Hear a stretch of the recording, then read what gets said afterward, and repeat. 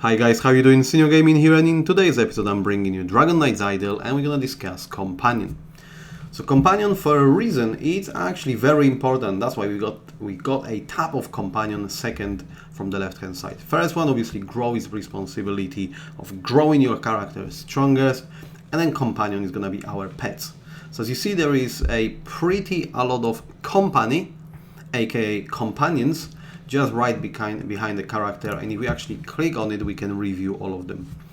The companions itself will be unlocked as you're gonna keep progressing with the game. You obviously will start with the Ruby Knight, Onyx, Mutombo, and so on and so on.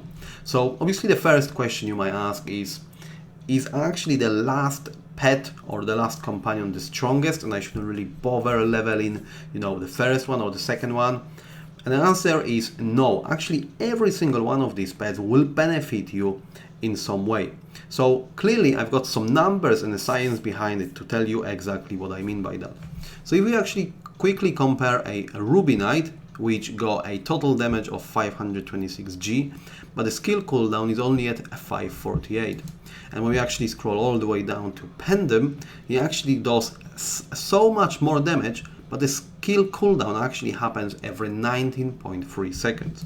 So just to give you an indication, actually, when it comes to damage itself, if we round it to a exact 1 minute, Ruby Knight can actually complete a 5754G, which is obviously going to be 5T, 754,000 damage. Onyx, you see, this is where the skill cooldown is increasing, and so is the total damage.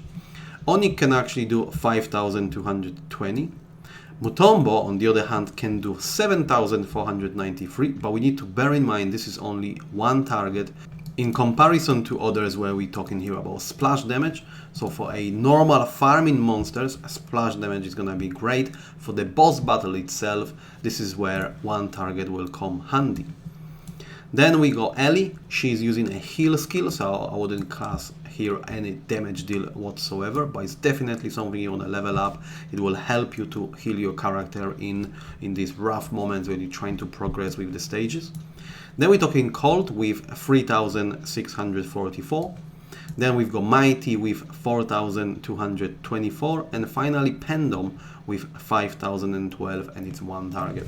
So actually, if we look into that, one of the first companions, aka dragons, are one of the strongest one due to its low skill cooldown. But it's definitely worth leveling every single one of them, as having the highest damage possible output will definitely benefit you in the long run.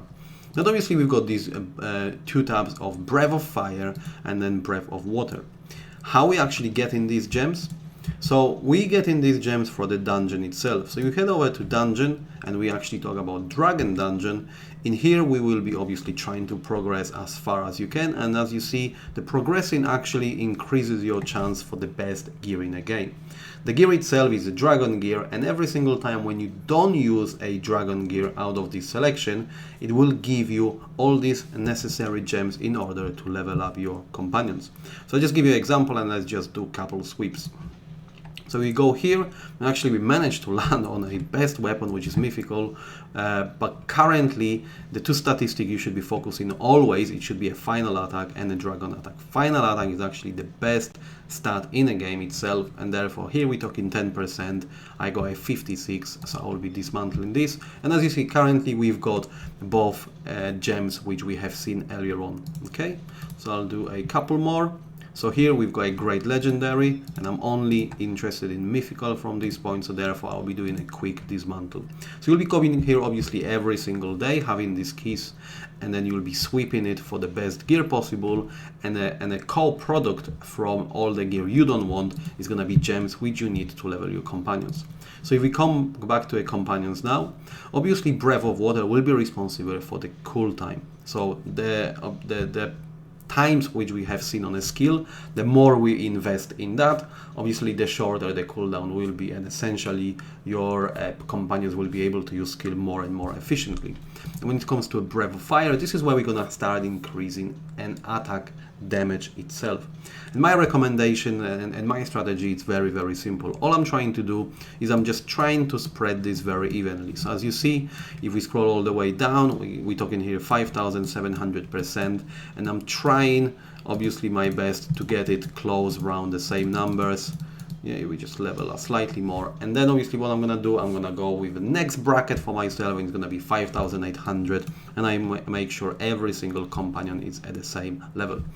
Because even though currently where I am with my dragons, and as I mentioned, actually Ruby Knight and Onyx currently leading when it comes to damage output, later on with the stage I might be more lucky with the more cards of the latest dragons, and this is where these guys will outperform the damage. So I want to be always ready and actually giving me a even spread, increasing the chances to be always on top. I wouldn't recommend going with one dragon.